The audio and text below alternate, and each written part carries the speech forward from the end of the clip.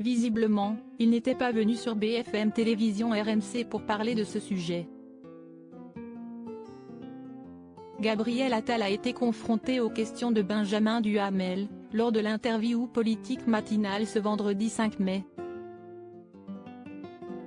Le ministre délégué chargé des comptes publics a notamment été amené à s'exprimer sur l'activité littéraire d'un autre membre du gouvernement, Bruno Le Maire.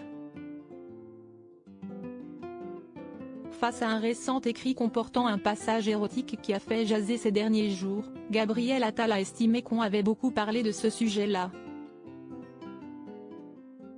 On peut peut-être passer à autre chose, a-t-il ajouté. Celui qui a été porte-parole du gouvernement par le passé ne voit pas l'once d'une polémique autour du nouveau bouquin de Bruno Le Maire. Il avait déjà publié des livres avant même d'être ministre. Il aime écrire.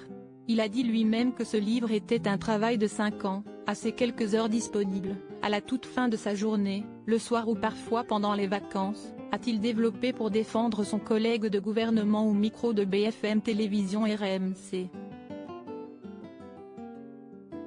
Découvrez les ministres du gouvernement Borny. Bruno Le Maire s'est exprimé sur la polémique plus tôt dans la semaine, déjà sur BFM Télévision RMC, le ministre du Travail Olivier Dussopt n'avait pas échappé à une question au sujet de Fugue américaine, le dernier roman de Bruno Le Maire publié aux éditions Gallimard.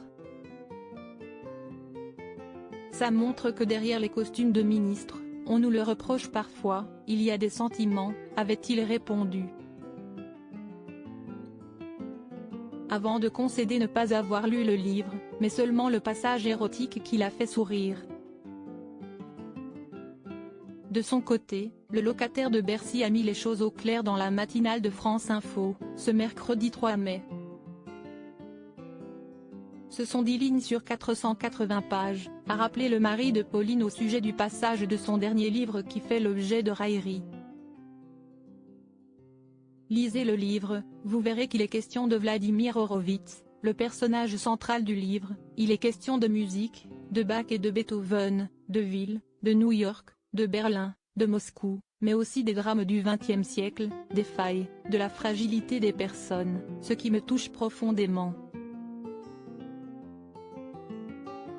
Une grande aventure humaine, donc je souhaite qu'il soit lu comme ça, a argumenté Bruno Le Maire pour apaiser un début de polémique.